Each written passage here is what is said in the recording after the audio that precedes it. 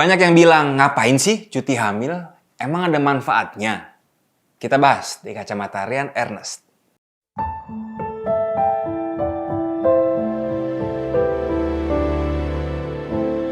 DPR RI berencana menggodok aturan terkait cuti ibu melahirkan menjadi 6 bulan lamanya. Rencana penetapan cuti 6 bulan tersebut memicu kekhawatiran masyarakat. Ditakutkan nantinya cuti tersebut akan menjadi masalah bagi perempuan pekerja dan perempuan pencari kerja.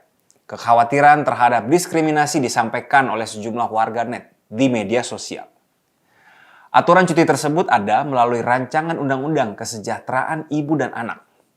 Menitik beratkan pada masa pertumbuhan emas anak atau Golden Age di 1000 hari pertama kehidupan sebagai penentu masa depan anak. Dan jelas, hal ini akan berdampak bagi bangsa kita juga, karena kita akan memiliki sumber daya manusia yang lebih mumpuni. Sebelumnya, Ketua DPR, Puan Maharani mengatakan, alasan DPR RI mengajukan usulan Undang-Undang Kesejahteraan Ibu dan Anak tentang perpanjangan masa cuti hingga 6 bulan ini dinilai dapat mencegah beberapa masalah kesehatan seperti stunting atau kontet yang kerap kali terjadi pada anak usia 0 sampai 59 bulan. Tak hanya itu, periode krusial pertumbuhan anak juga dapat berpengaruh terhadap tujuan negara Indonesia yang ingin menciptakan generasi emas hingga puluhan tahun ke depan. Menurut peneliti laktasi dari Program Studi Kedokteran Kerja FKUI, cuti melahirkan 6 bulan terbukti secara ilmiah memberi dampak baik terhadap kesehatan ibu dan anak dan berujung pada kesehatan masa depan bangsa. Ia mengungkapkan, tim kedokteran kerja FKUI sejak tahun 2012 sudah melakukan banyak penelitian dan mempublikasikan hasil riset terkait cuti melahirkan 6 bulan pada pekerja perempuan. Mayoritas hasil penelitian ini merujuk pada satu bukti yang sama, yaitu cuti 6 bulan sangat efektif meningkatkan potensi kesuksesan ASI eksklusif. Kemudian mengoptimalkan status kesehatan ibu dan bayi, mempertahankan produktivitas pekerja, serta berdampak positif bagi ketahanan keluarga.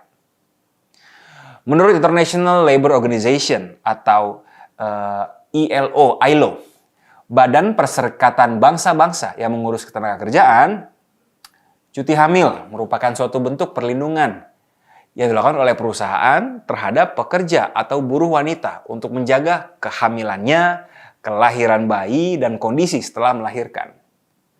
Berdasarkan riset terbaru dari Harvard Review of Psychiatry, ada manfaat khusus dari cuti hamil yang tetap digaji selama 12 minggu atau 3 bulan. Yakni 1. Kesehatan mental dari ibu dan anak, termasuk penurunan depresi pasca kelahiran. Dan ini nih, penurunan kekerasan dari pasangan intim. Dan meningkatkan hubungan batin bayi dengan orang tua. Dan juga untuk perkembangan anak. Dan kedua, kesehatan fisik dari ibu dan bayi, termasuk penurunan kematian bayi dan ibu. Serta penurunan opname berulang dari si bayi ke rumah sakit. Dan juga peningkatan kunjungan ke dokter anak dan imunisasi yang tepat waktu. Dan ketiga, kemudahan permulaan ASI, air susu ibu, dan peningkatan durasi ASI. ILO juga mengungkapkan, sebagaimana dikutip dari laman resminya, ILO telah menetapkan standar periode cuti hamil adalah 14 minggu. Dengan rekomendasi periode cuti yang disarankan adalah hingga 18 minggu. Guna memastikan waktu istirahat dan pemulihan yang cukup bagi ibu. Menurut laporan ILO, tahun 2021 ada 120 negara di dunia yang mencatat cuti hamil yang memenuhi standar ILO, yakni 14 minggu. Atau kurang lebih 4 bulan lebih ya. Adapun 52 negara telah memenuhi bahkan melampaui rekomendasi cuti 18 minggu. Namun sebanyak 64 negara masih memiliki durasi cuti hamil di bawah 14 minggu. Menurut saya, kalau cuti jadi 6 bulan, memang terlalu lama. Kasihan sektor usaha, baru saja pulih dari COVID, lalu kini ada wacana cuti terlalu lama. Sekilas pun saya lihat, Negara-negara di Asia hampir tidak ada yang cuti selama 6 bulan. Pengecualiannya yang saya temukan hanya di Australia selama 1 tahun. Bahkan dari kajian ILO itu, rekomendasi paling lama tidak sampai 6 bulan. Mungkin waktu 6 bulan terlalu lama, menurut saya. Kalau saya sih, mendingan cuti bagi ibu melahirkan diberikan menjelang kelahiran saja. Tidak wajib diambil 1,5 bulan sebelum melahirkan, seperti undang-undang yang sekarang. Kalaupun diberikan di undang-undang nanti, kayaknya tidak perlu sampai 6 bulan. Nah, sekarang soal ayah cuti. Ada juga yang bilang, emang perlu ayah ikutan cuti? Anak kan urusan perempuan. Masa sih? Bikinnya bareng kok. Masa yang ngurus hanya sang ibunya saja? Nah, menurut jurnal dari American Psychologist, transisi dari pasangan tanpa anak menjadi orang tua adalah titik penting yang akan membentuk kesehatan fisik dan mental, termasuk perubahan jam tidur, penambahan berat badan, hormon yang berubah, dan resiko gangguan mood untuk bertahun-tahun lamanya. Nah, cuti dengan gaji bisa membawa orang tua sejenak bergeser dari fokus cari uang ke fokus untuk mengingatkan diri dengan anaknya dan menyesuaikan ke beban kerja sebagai orang tua. Jurnal lain juga bilang kalau ayah yang sering mengasuh anaknya akan mengasah bagian otak si ayah yang berdampak pada pengembangan empati.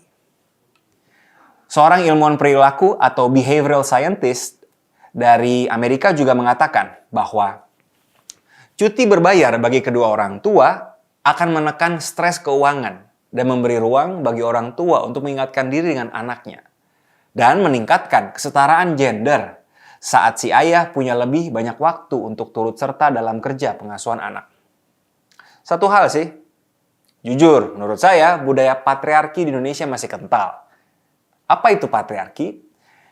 Patriarki adalah sistem sosial di mana lelaki memegang kekuasaan dan perempuan dikecualikan dari sana. Bisa jadi cuti 40 hari bagi ayah mungkin terlalu radikal untuk Indonesia hari ini. Mungkin dibuat saja tidak sampai 40 hari. Tetapi lunturkan dulu budaya patriarki kita. Cutinya dibuat 14 hari kerja aja misalnya. Jangan sampai 40 hari cuti. Lalu lelaki kita di Indonesia yang masih kental patriarkinya malah bukannya pegang anak tapi malah ya entahlah. Pada dasarnya rancangan undang-undang KIA ini yang membahas mengenai aturan cuti ibu melahirkan menjadi 6 bulan hadir sebagai harapan agar anak-anak kita sebagai penerus bangsa bisa mendapat proses tumbuh kembang yang optimal.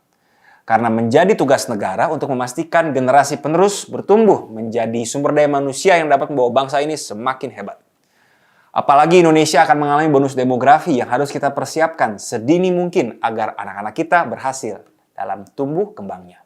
Karena generasi muda adalah kunci. Bonus demografi akan menempatkan generasi muda sebagai pemegang narasi utama di Indonesia. Bonus demografi merupakan berkah yang harus disambut dengan penuh optimisme untuk mewujudkan mimpi Indonesia emas di tahun 2045. Kita semua mau kan anak-anak kita lebih baik dari kita? Nah yuk, dukung cuti hamil berbayar bagi ibu dan ayah. Sampai jumpa.